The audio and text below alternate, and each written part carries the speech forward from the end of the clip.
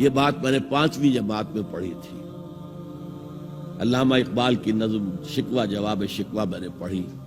بانگ درا مجھے میرے بڑے بھائی صاحب نے بھیج دی تھی. ایک شعر تو وہ ہے بانگ درا کا جو میرے تحت الشعور میں کہیں چپک گیا تھا اور میری پوری زندگی کو اس نے ایک رخ پر ڈالا ہے. وہ زمانے میں معزز تھے مسلمان ہو کر اور تم خار ہوئے تاریک قرآن ہو کر. دیکھیے یہ بات صرف اقبال نے نہیں کہی. وہ داڑھی مڈا تھا, عالم تو نہیں تھا. یہی بات کہی 14ویں صدی کے مجدد اعظم شیخ الہند مولانا محمود حسن اسیر مالٹا نے. 4 سال کی اسیری کے بعد جب رہائی پا کر آئے تھے 1920 میں, اور رہائی کیوں ملی تھی کہ ٹی بی 3rd سٹیج کو پہنچ گئی تھی. انگریز ڈرتا تھا کہ اگر ہماری اسیری ہی کے اندر کہیں انتقال ہو گیا تو کہیں طوفان اٹھ جائے گا, لہذا چھوڑ دیا. دیوبند میں ایک جلسہ منعقد ہوا اور وقت کے سارے بڑے بڑے علماء موجود. اشرف علی تھانوی صاحب موجود, شبیر احمد عثمانی صاحب موجود, مولانا حسین احمد مدنی موجود, ہمارے جو پاکستان میں مفتی محمد شفیع صاحب موجود. اور انہوں نے یہ واقعہ لکھا ہے اپنی کتاب میں وحدت امت میں کہ شیخ الہند نے کہا کہ ہم نے تو اپنی 4 سالہ دور اسیری میں جتنا ہی غور کیا ہے, ہمیں اپنے زوال کے 2 اسباب نظر آئے ہیں. ایک ہمارا قرآن کو ترک کر دینا, یہ لفظ ہے اس کے اندر, نوٹ کیجئے. حالانکہ علماء نے قرآن کو ترک کیا ہے,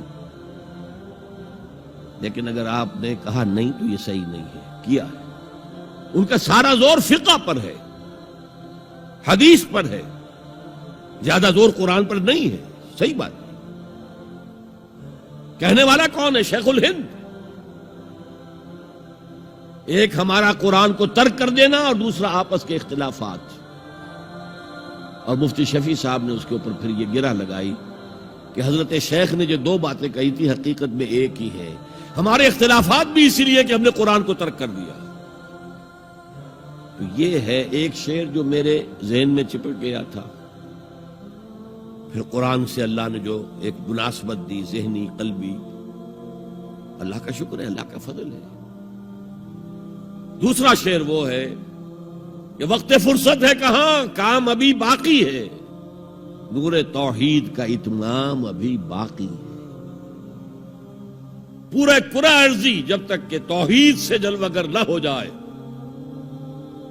اور اسلام کا ڈنکا نہ بج جائے, اس وقت تک حضور کا مشن مکمل نہیں ہے. حضور حوالے کر کے گئے تھے امت کے. خطبہ حجۃ الوداع میں آپ نے سوال کیا الا هل بلغت, اور 1.25 لاکھ کے مجمع نے جواب دیا انا نشهد انك قد بلغت الرسالة واديت الامانة ونصحت الامة وكشفت الغمة. ہاں حضور ہم گواہ ہیں, آپ نے حق رسالت ادا کر دیا, حق امانت ادا کر دیا, مسلمانوں کی خیر خواہی کا حق ادا کر دیا, امت کی خیر خواہی کا, اور گمراہی کے پردے چاک کر دیے.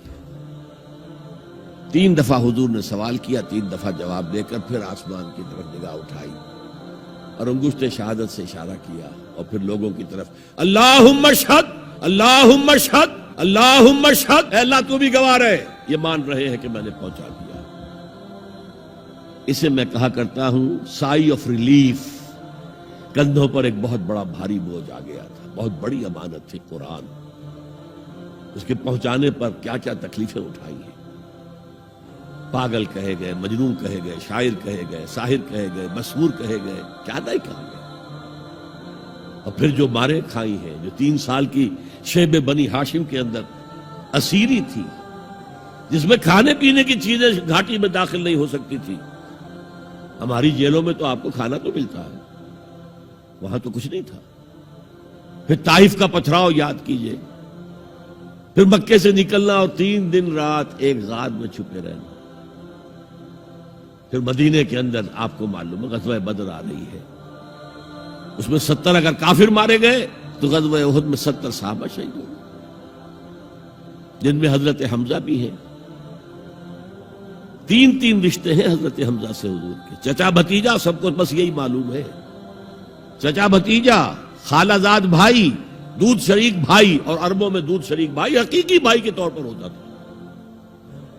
اور ان کی لاش سامنے آئی ہے کہ ناک کاٹ لی گئی ہے، کان کاٹ لیے گئے ہیں، اور پیٹ چاک کر کے کلیجہ چبایا گیا ہے. یہ سارے بوجھ اٹھا کر اگر وہ حق تبلیغ ادا ہو گیا، اے اللہ یہ مان رہے ہیں، تو بھی گواہ ہے. اور پھر کیا کہا؟ فَلْيُبَلِّغِ الشَّاهِدُ الْغَائِبَ. اب جو یہاں موجود ہیں ان کا فرض ہے کہ ان کو پہنچائیں جو یہاں نہیں ہے. اور یہ ابد الآباد تک کے لیے، قیامت تک کے لیے ہے. انا آخر المرسلین وانتم آخر الامم. میں آخری رسول ہوں، تم آخری امت ہو.